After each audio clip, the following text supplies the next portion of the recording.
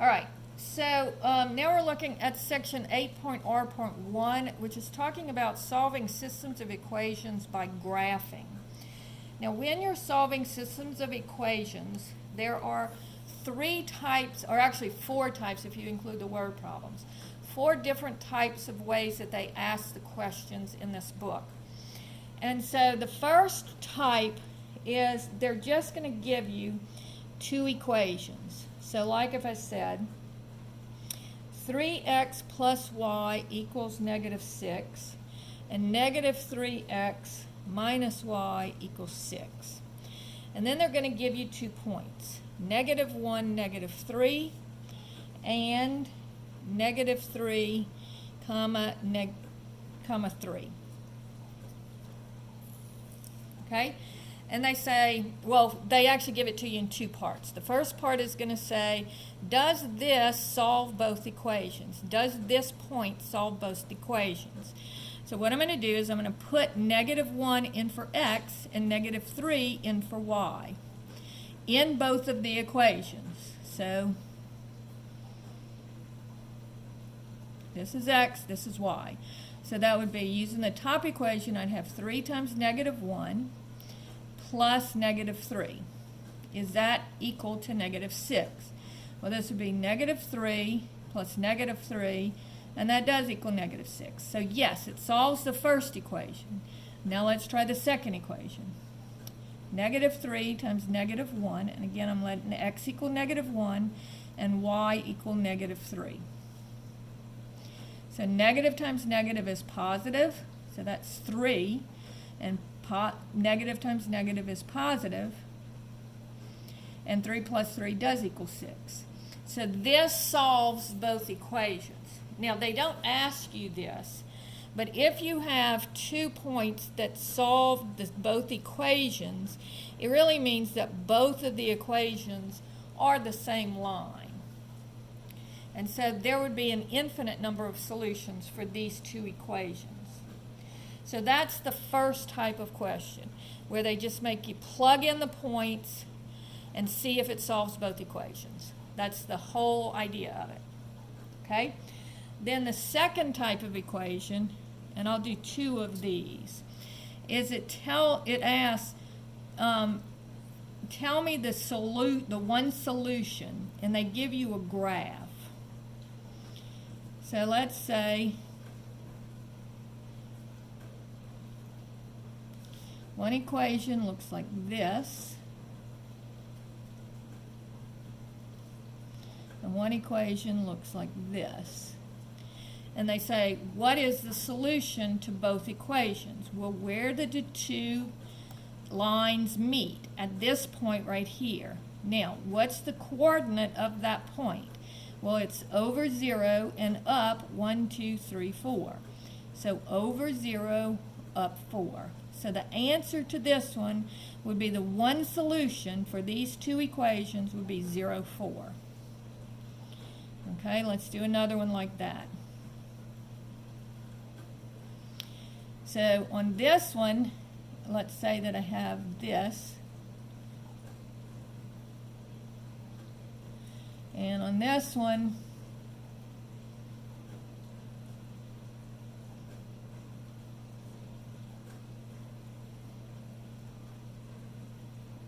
I have this. And so they say, where do those two lines meet? Well, it looks like, and here you may have to guess, it should be on a grid mark. I didn't do mine on a grid mark, but here I just wanted to show you, just in case it's not on a grid mark. Notice the x-coordinate is 1, and the y-coordinate is about halfway between 1 and 2. So that would be 1.5. Okay? So that's how you do it if it comes out to be a fraction. All right? Then the last type of equation that they have here is where they give you the equations. 7x plus y is equal to 29, and negative 6x plus 3y is equal to 6. All right? So what they want you to do is to take each one of the equations, and put them into slope-intercept form. All right, so what I do when I'm putting something in a slope-intercept form, I'm just going to solve for y. So taking this top equation, if I solve it for y, I'm going to subtract the 7x, and I get y is equal to negative 7x plus 29. So that's what I put in the first little box. Then if I look at negative 6x plus 3y equals 6, first I'm going to add the 6x, and then I'm going to divide both sides by 3. So I get y is equal to 2x plus 2. Now on the side, what they're going to be doing is they are going to graph this for you. So this one actually hits way up here at 29 is my y-intercept, and then my slope is negative 7. All right, so it kind of looks like this. And then this one is 2x plus 2, so its y-intercept is 2, and it's going to slope only, the slope is only 2, so it's only going to go up 2 for every 1. So what you're doing is, at this point, you can look at your grid lines and see what that point is, just like I did up here. And I don't know what this point is because I don't have a very accurate graph. But you just give that x and y coordinate of this point, okay? So that's how you do those. And this would be, if they meet at one point, you will say there is one solution.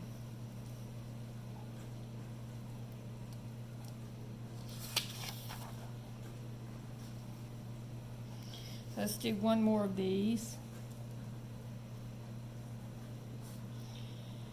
Y equals, 2x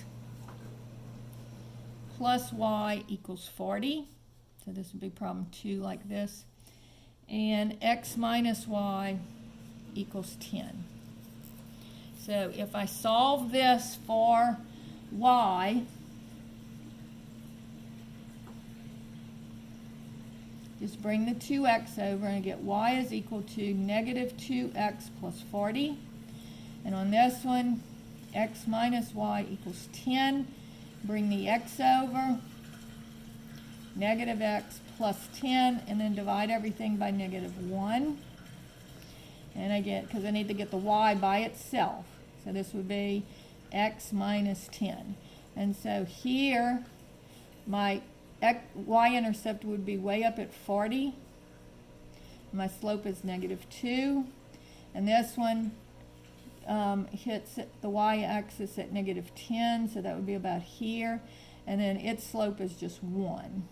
So then you find this point where the two meet, and you put in that x and y value just like you did on the first problems. All right? And so here, again, it would be only one solution.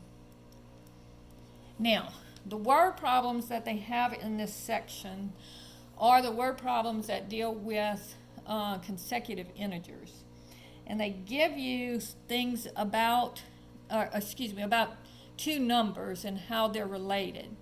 But then they give you the system of equations, so you really don't even need to look at the word problem. So the word problem said the sum of two numbers, so here's word problem, problem number 1. The sum of two numbers is 10. Their difference